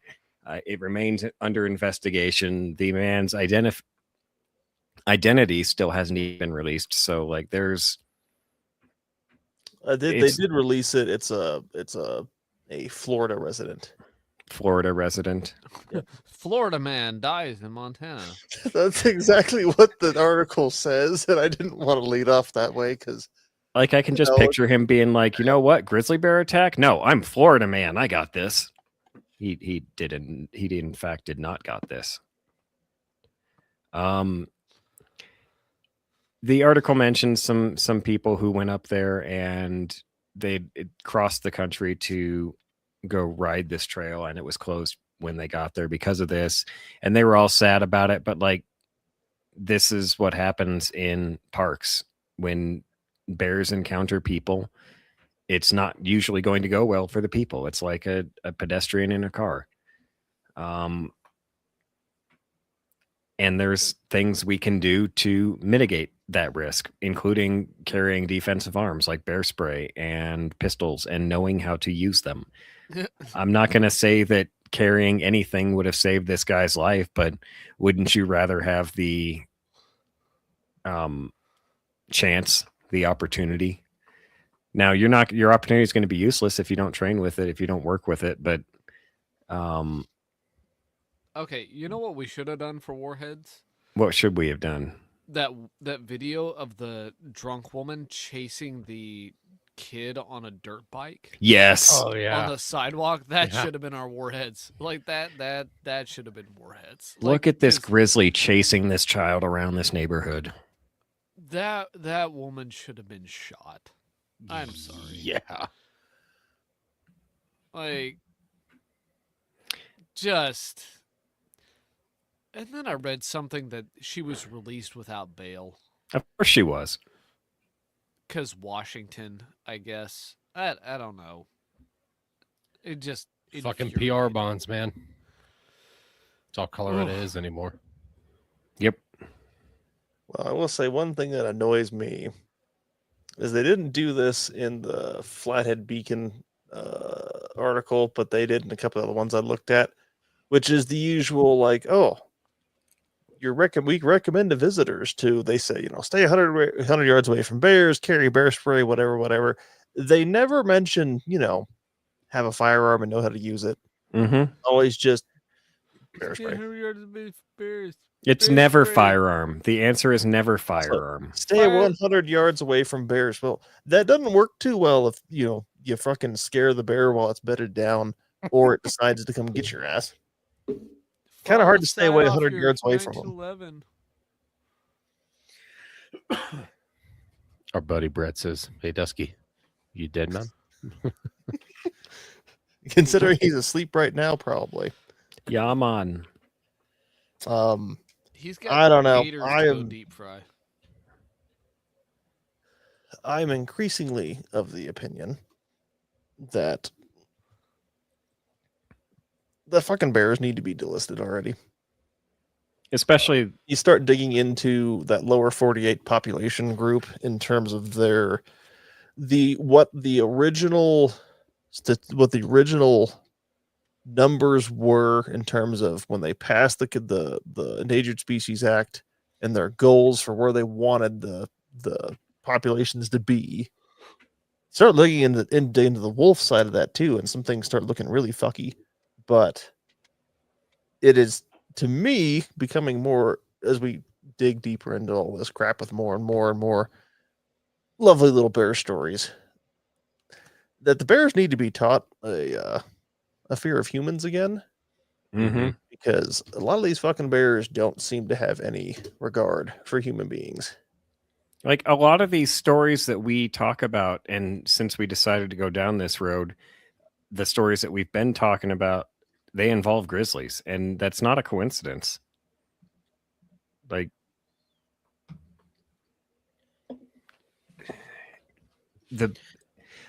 we can hunt black bears. Black bears have a very healthy respect for us. We have a healthy respect for them. They stay away from us unless their cubs are involved or they're starving to death. Grizzlies Well, you're seem to, dealing with a different size of animal. One that, I mean, a yeah, grizzly is a total. I mean, you could argue, is a black bear an apex predator in Colorado? Close enough. It's gonna tussle with a mountain lion for that status, probably. Grizzly bear's an unrivaled apex predator and knows it. So that has a lot to do with their attitude.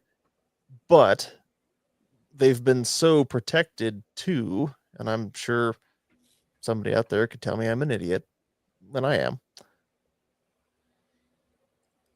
But even the problem, so when bears are treated with kid gloves all the time, bears are going to get habituated to knowing that humans are something I can fucking run off of a kill site. mm-hmm. And then they're never going to encounter a situation where a bear is going to come across another dead bear and smell a bunch of human around, to where that bear would go, human and dead bear go together. Maybe that's not a good smell. Instead, they're treated like little porcelain dolls. That's putting into words kind of what I was thinking about the black bears. Like, we hunt black bears, there's human. I mean, I didn't think about all that. I didn't have the words. I just thought black bears don't like human. But that's a very good reason why that could be, because maybe they do come across the corpse of another black bear and go, "Oh shit, poor George got murked by the humans. Poor bastard." I mean, if these stats are correct, in the greater Yellowstone area, the original recovery goal was up to 500 bears. We're now at over 1,000. Northern Continental Divide, 500 plus bears, all over 1,100. So in these areas, in these states, the bears have exceeded the recovery goals set by the Endangered Species Act. So at that point, management should go back to the states. But instead, we have a federal government and a court system that is heavily influenced by activists and won't allow that. Especially because not only do we have an activist problem, we also have a public perception problem, where public perception has won out in terms of, oh no, the bears are cuddly and cute, and seeing as somebody, if you don't actually have to live, it's the same with the whole wolf problem in Colorado with the reintroduction. If you don't actually have to live with the problem, we should have the wolves back in their natural range. I swear, if these people get their way, we're going to be trying to reintroduce grizzlies to Colorado at some point, probably. That's a great idea. I've got some statistics here. According to the Bear Vault, fatal black bear attacks since 1974 in the U.S. are at 66, with a population around 900,000 bears. Grizzly bear attacks are at 82 with 45,000 bears. So attacks So per bear capita. they're much twice higher as would be frequent grizzly. with grizzlies, and grizzlies have far less. Yeah, granted, we go to where they are, and where they are the apex predator, like Alaska. We It's the Alaskan ones aren't as ornery as the lower 48s. I'm not saying they're any more or less ornery. I'm saying Alaska is a good example of where we go into their habitat, where they are. They know they are the biggest, baddest thing around, and then we come in and they're like, "What are you? You're nothing to me. I'm going to eat you." The what I'm getting at is that they live in like they're more 1 in Sparse- 5. Go ahead. Sorry. the population versus the population of humanity that goes into the woods. It's a much sparser population, and yet the attacks are twice as frequent per capita is what I'm trying to say. It's worse than that. 1 in 550 grizzlies will kill someone versus 1 in 13,600 black bears will kill someone. Holy shit. So, And you said how many? 45,000 bears? 45,000 45. grizzlies, 900,000 black bears God damn, as dude. That of is November of 2024. So, that when is this article came staggering. out. So, grizzly bear spicy. Oh yeah. Damn. And I think a lot of it is they're untouchable right now. They got That is shot at my- more. That is my opinion. Yeah. And my opinion could be totally wrong, but it makes logical sense to me. I wonder what Fish Squeezer would have to say on this topic off the record. Can you hunt them in any state or Alaska. Yeah. okay? Wyoming managed for a very brief time to get them delisted, and they had like a one-off hunt or something like that. I don't remember the exact terms of it, but then administration switched and they went right back on. They went right back on the list. My point being, though, again, if the original goal for so we're talking about the Greater Yellowstone ecosystem alone, the original goal was a population of at least 500 bears, and we're now over 1,000. That fulfills the intention of the Endangered Species Act, by which point it should have gone back to the states. Yeah. So Montana, Wyoming, and Idaho through there. But it's the difference between, we talked about this freaking years ago now, and I don't want to beleaguer this point because we are getting kind of late into stuff, but the difference between conservation and preservation, Yes. which really annoys me when people say, "Oh no, you're going back into, we're in their backyard now." And it's like, yeah, if you'd gone back, 100 years ago, sure, but human populations, whether we like it or not, do change ecosystems to where now, I mean, sure, you can make that argument that, okay, well, we're living on their turf now. It's like, no, we kind of killed the shit out of them, and now we're bringing them back onto an ecosystem that we've shaped, and now that there's far more people populating. So Yeah, their turf no longer exists. anyway, and I'm not saying go ahead and exterminate all of them, but I do think if they were delisted with conservation going back to the states that have to deal with the populations rather than it being dictated from Washington. Whatever. I'm just going to be on my soapbox too much now. This is from our buddy Brett up in That's pretty. Montana. It's a large adolescent bear. Grizzly. That's a weird looking dog. There's the little ears. Brett, they're not untouchable if they're within 30 feet of me. Yeah. Sir, we know that about you. If not friend, why friend shaped? All right. I think Wow. I need to do some research on that topic, and we need to do a much deeper dive on it at some point. But We'll dive like polar bears. That's a whole new scope of bear that we haven't even talked about.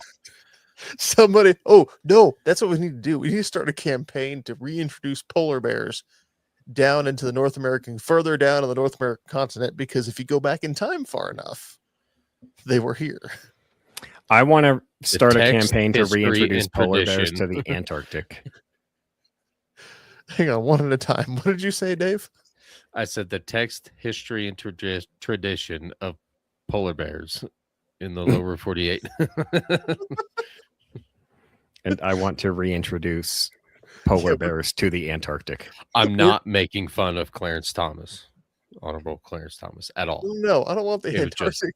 Can- Although watching polar bears fucking just massacre penguins, well, sad for the penguins, would be entertaining television. No, It's no less amusing than watching orcas tilt we- icebergs to slide the seals directly into their mouths. What the fuck was that game? There Can used we to be like can a we little- reintroduce white people to Europe? Yes, please. It's time for another crusade. Endangered species. okay. Yeah. Heard, Vince. That's the first time you need say no more. Okay. So then, leave us a review. Reviews are great. Leave us a review. Email contact lghpodcast.com and get your free pack of stonkers to stick to stuff. And if you take your stickers and stick them to your forehead, I may be inclined, send us pictures. We may be inclined to send you replacements. Stick your sticky stonkers to your stonky forehead and then take pictures. What he said. Was that it? Damn, every time Dave made these show notes nice, I don't know where to find shit anymore. So yeah, Yeah. hit us up at lghpodcast.com. Leave the review, contact at lghpodcast.com for the stickers. And Mike, I believe you have the outro. Oh, that's a terrible idea. Why would we do this to me? Okay, then I'll do it. No, I fuck told off. you I'll to. do it. I don't even know where the outro is anymore. God damn it, Dave. It's right there. It says outro. It's got a target and it says Mike right fucking next to it. There it is. Yeah, We there's are still an podcasting entire by, list.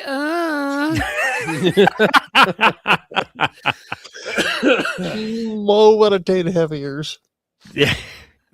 Support the sport. Take a buddy hunting. If you like that buddy, tell him about our show. If you don't like that buddy, camp his beaver spot. Hit us up at lghpodcast.com. Thanks for listening, and let's go hunt.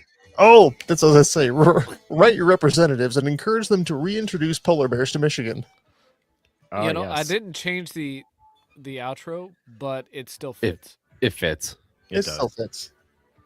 fits. Feet Okay. of meat, long pennies.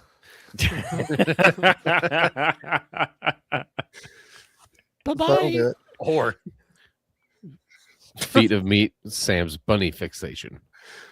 Hey, I actually like long pennies because it has You to do like with long length pennies. and feet of meat. Okay, Good night, everybody. Bye-bye. where's my Raggle Fraggle? You want stonkers? Leave a review. If you've already left a review, send another email. Good night.